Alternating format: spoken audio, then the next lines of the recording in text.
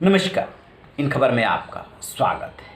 क्या higher judiciary यानी कि हाई कोर्ट और सुप्रीम कोर्ट के जजों को अपनी नियुक्ति खुद अपने ही करनी चाहिए? बेशक वो खुद नियुक्ति न करते हों, लेकिन उसमें उनकी महत्वपूर्ण भूमिका होती है। इस सवाल को मैं नहीं बल्कि देश के कानून मंत्री किरण रिजिजू ने उठाया है और वो अहमदाबाद में सोमवार को आरएसएस से जुड़ी पत्रिका 5 जनवरी के कार्यक्रम में बोल रहे थे। बहुत ही महत्वपूर्ण बात उन्होंने छेड़ी है।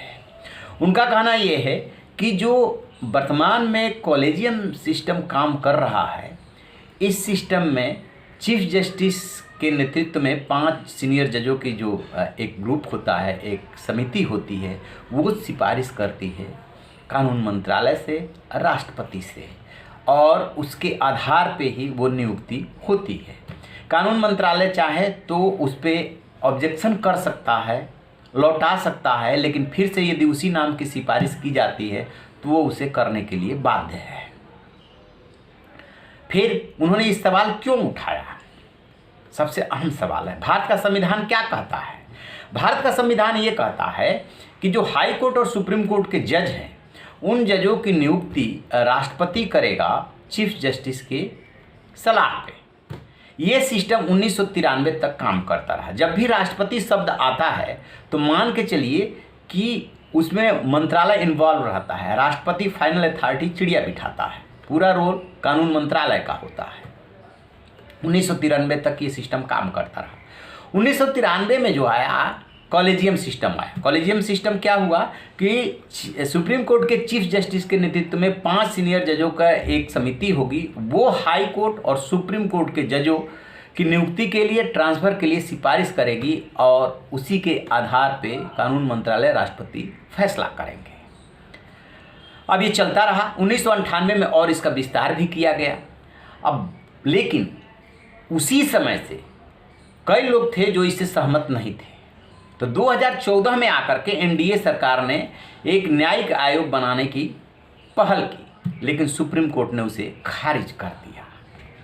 अब किरण रिजिजू सवाल ये उठा रहे हैं कि जो परामर्श शब्द है, जो भारतीय संविधान कहता है परामर्श से, उसको जो है सुप्रीम कोर्ट ने अपनी व्याख्या में सहमति में बदल दिया, यानी कि हमारी सहमति जरूरी है, ऐसे कर दिया। अब आगे जोड़ रहे हैं कि राजनीतिज्ञों की राजनीति तो पब्लिक डोमेन में आ जाती है, चाहे वो बिलो बेल्ट वार हो रहा हो और चाहे वो राजनीति कर रहे हो, एक दूसरे पे आरोप प्रत्यारोप लगा रहे हो। लेकिन जो कॉलेजियन सिस्टम काम कर रहा है, इसमें भाई भतीजावाद इसमें भी है। और वो ये भी कह रहे हैं कि आधा समय जजों का जो है इसी राजनीति में निकल जाता है, एक दूसरे को काटने, छांटने और जोड़ने में।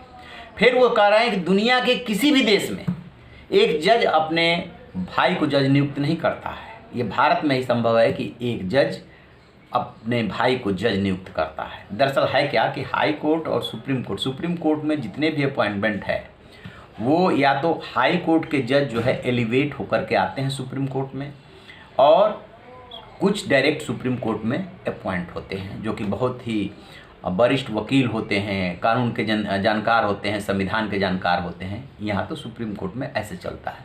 हाई कोर्ट में कैसे होता है?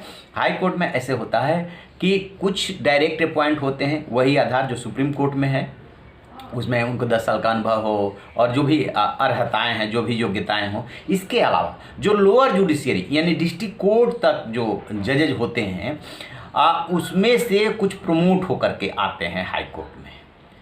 और उसके बाद जो डायरेक्ट अपॉइंटमेंट होता है, चाहे हाई कोर्ट का चाहे सुप्रीम कोर्ट का, वो सब जो है सुप्रीम कोर्ट देखता है, वही कॉलेजियम सिस्टम से थ्रू होकर के जाता है।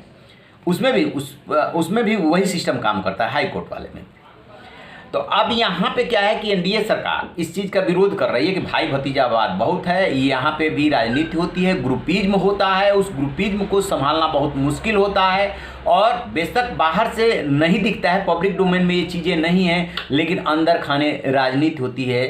तो इस सवाल को किरण रिजिजू ने उठाया है। चूँकि ये 2014-15 में सवाल उठ चुका है, एक न्यायिक आयोग के गठन की प्रक्रिया शुरू हुई जिसे सुप्रीम कोर्ट ने नहीं माना, क्या फिर से मोदी सरकार इस दिशा में कोई बड़ा कदम उठाने जा रही? क्योंकि इसके पहले उदयपुर में भी किरण रिजिजू ने ये सवाल उठाया था। ये देखने वाली बात होगी और अब ये भी देखने वाली बात होगी कि किरण रिजिजू ने जो सवाल उठाया है उस पर कैसी प्रतिक्रिया आती है और हम क्या सुधार और संशोधन के लिए तैयार हैं, या सुप्रीम कोर्ट का मानना है कि पॉलिटिकल इंटरफेरेंस जजों की नियुक्ति में नहीं होनी चाहिए, लिहाजा हमारा परामर्श, हमारी सहमति जरूरी है, वो पक्ष सही है या ये? आप भी कमेंट बॉक्स में जा करके अपनी राय जरूर रखिएगा। रहिए बेखबर, देखते रहिए इन खबर। Thank you. इन खबर चैनल को सब्सक्राइब करें।